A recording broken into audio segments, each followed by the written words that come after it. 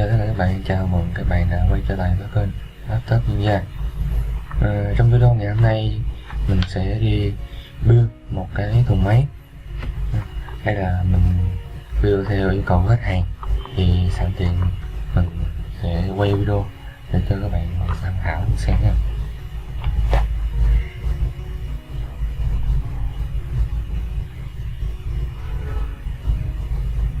Đây, các bạn có thể xem bên trong hồ sơ rất đẹp, có tới 4 cái bạn.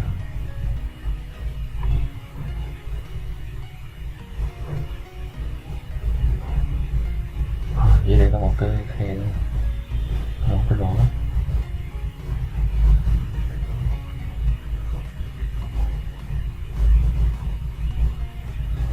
Trước mặt các bạn đây là 2 cây RAM, RAM 16GB. Đây là cái men GA B365M Aorus, CPU Core i7 9700, RAM nhân 360Hz. Đây là ổ cứng SSD 250GB.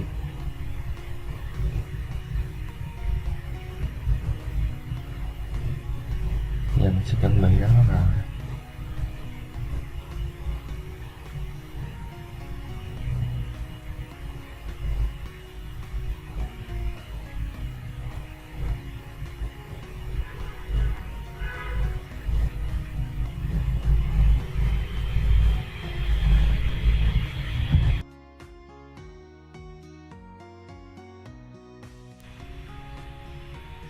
Và bây giờ mình sẽ tháo nắp ra và chuẩn bị gắn cái linh kiện vô.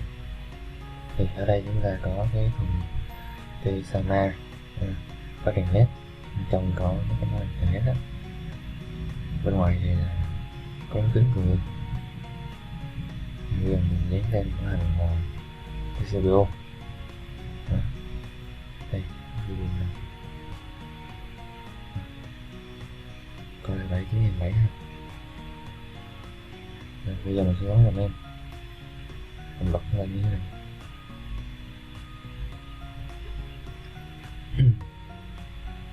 Rồi ta lấy nó vào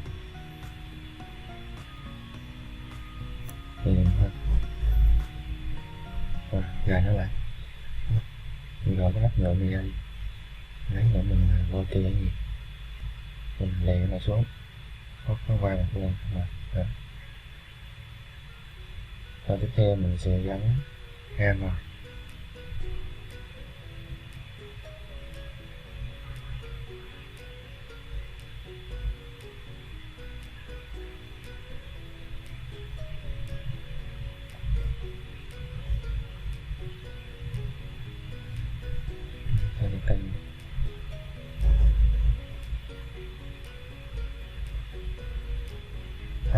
Đây là RAM DDR4 như thế này, tổng cả hai là 16GB. Bây giờ mình sẽ qua keo giải nhiệt này.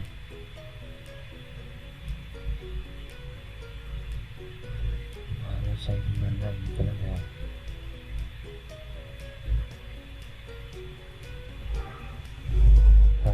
Rồi giờ bây giờ mình sẽ gắn ngoài lên trên cái CPU. Bây giờ mình này, xung quanh nó có 4 nút vàng liền, mình sẽ ấn nó xuống rất là dễ dàng như thế này. Thì là không phải giảm ốc rồi, mình vẫn chắc chắn như dính quanh cắm cái con rác xuống.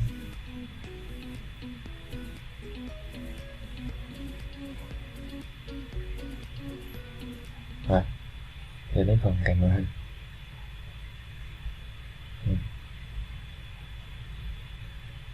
Đây là cạnh màn hình.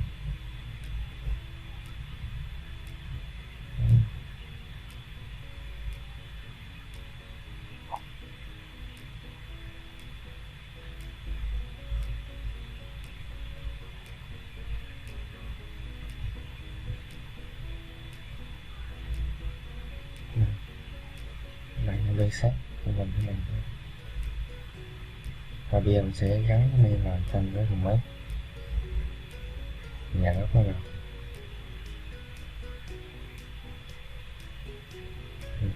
Đây là cái quạt này, lấy nữa mở lên nó sẽ cái này nhé các bạn. Để màu xanh rất là đẹp. Bên đây cũng vậy luôn.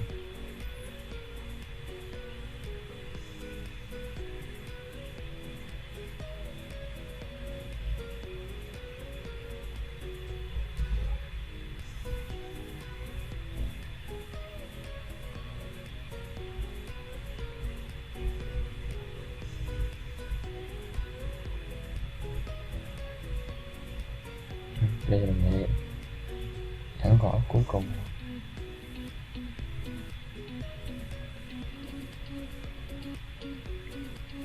Đây, mình xong như vậy gắn lên ngoài trong thùng máy rồi. Giờ mình sẽ kết nối những cái sợi dây nguồn như tín hiệu cần thiết trong cái qua mặt tủ.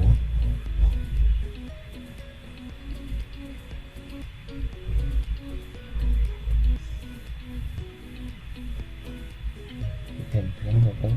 Đây là ổ cứng HDD 1T các bạn, 1T, ổ cứng 1T. Ở đây thì mình sẽ gắn cái ổ SSD 250GB.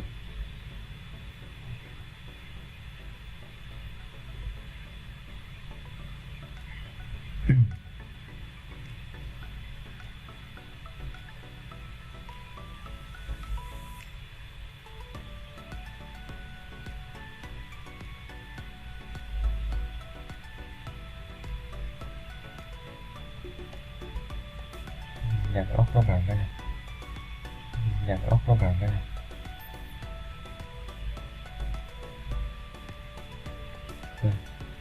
Mình sẽ sang phần tắt máy thì mình sẽ khởi động máy lên.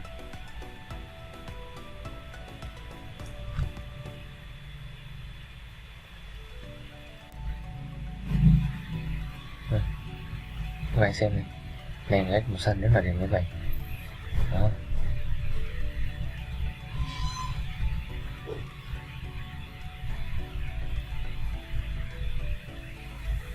Và bây giờ máy nó lên, mình sẽ coi sơ qua cái mẫu hình nha. Đây.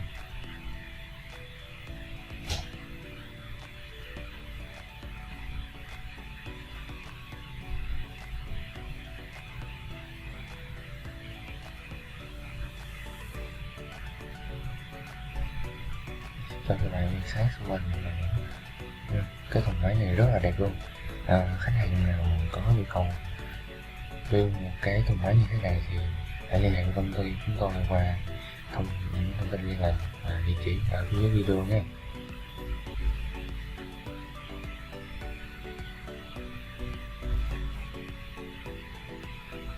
Chúng ta đang vào bước cài Windows.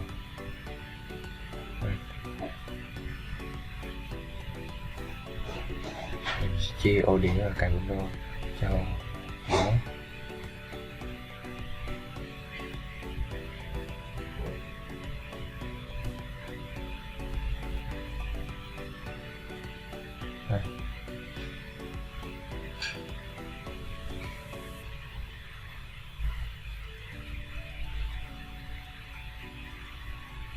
Rồi giờ máy đang tiến hành tiến trình cài Win. Đây các bạn xem.